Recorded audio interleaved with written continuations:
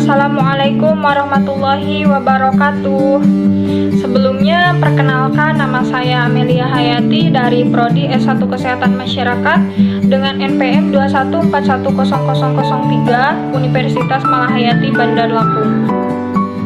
Tujuan saya membuat video ini yaitu untuk memenuhi tugas dari mata kuliah dasar epidemiologi mengenai konsep dasar epidemiologi dengan dosen pengampu yang terhormat Bapak Hoidar Amirus, MKes.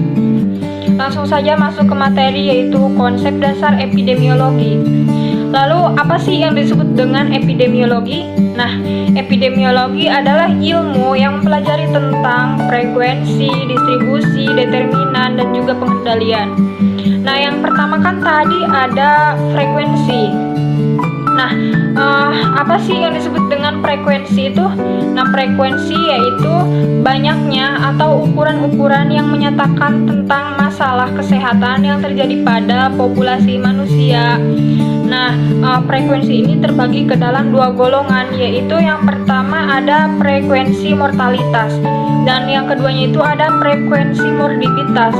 Lalu apa sih yang disebut dengan frekuensi mortalitas? Nah, biasanya ini frekuensi mortalitas ini menyatakan bahwasannya banyaknya angkanya kematian. Nah, kalau misalkan frekuensi morbiditas ini yaitu menyatakan banyaknya angkanya kesakitan. Langsung saja, tadi kan ada yang disebut dengan distribusi. Lalu apa sih yang disebut dengan distribusi? Nah, distribusi yaitu penyebaran masalah kesehatan yang terjadi pada populasi manusia. Nah, biasanya ini penyebarannya itu atau membahas tentang orang, waktu, dan juga tempat. Nah, yang ketiganya itu ada determinan. Apa sih yang disebut dengan determinan itu tersendiri? Nah, determinan adalah faktor resiko atau penyebab daripada masalah kesehatan yang terjadi pada populasi manusia. Nah, ada kegiatan pokok dalam determinan ini, yaitu yang pertamanya itu mempelajari, yang keduanya itu menganalisa, dan yang terakhirnya itu adalah menarik kesimpulan. Nah, kalau tidak salah, di dalam determinan ini biasanya ada yang disebut dengan teori Gordon. Nah, menurut teori ini, penyebab penyakit itu disebabkan karena 3 faktor. Nah, faktor yang pertamanya itu ada host. Host itu biasanya disebut dengan penjamu. Nah, penjamu ini meliputi manusia, hewan, dan lain-lain. Dan yang faktor yang keduanya itu yaitu agent atau bibit penyakit. Nah, bibit penyakit ini terbagi ke dalam 2 golongan, yaitu ada bibit penyakit mikroorganisme dan bibit penyakit mikro non-organisme.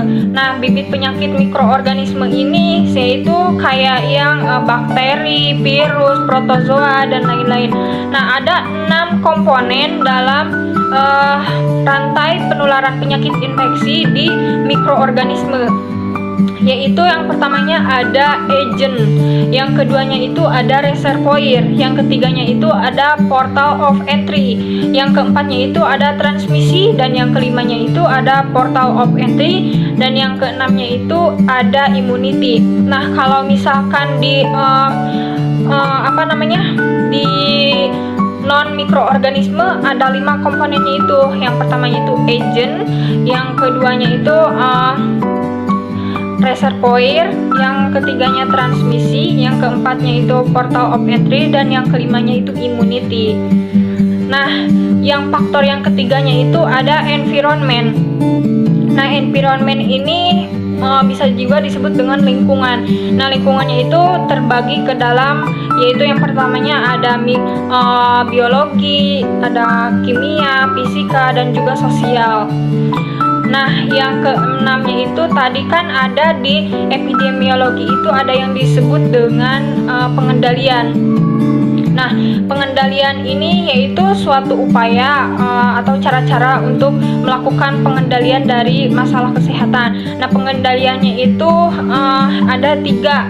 Yang pertama itu ada pengendalian sekunder. Nah, pengendalian sekunder ini dilakukan pada masa sebelum sakit. Nah, yang keduanya itu ada pengendalian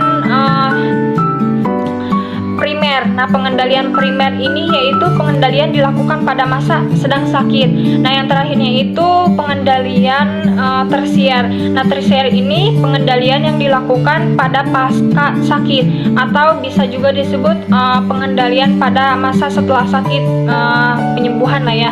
Nah, jenis-jenis pengendaliannya itu yang pertama ada promotif, yang keduanya itu ada preventif, yang ketiganya itu ada kuratif, dan yang terakhirnya itu ada rehabilitatif.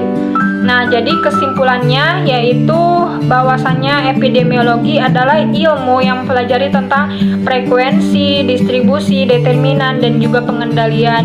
Nah, di dalam epidemiologi ini ada juga yang disebut dengan teori Gordon. Nah, teori Gordon ini mencakup agent, host, dan juga environment.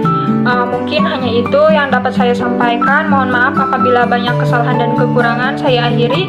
Wabillahi taufiq wal hidayah. Wassalamualaikum warahmatullahi wabarakatuh.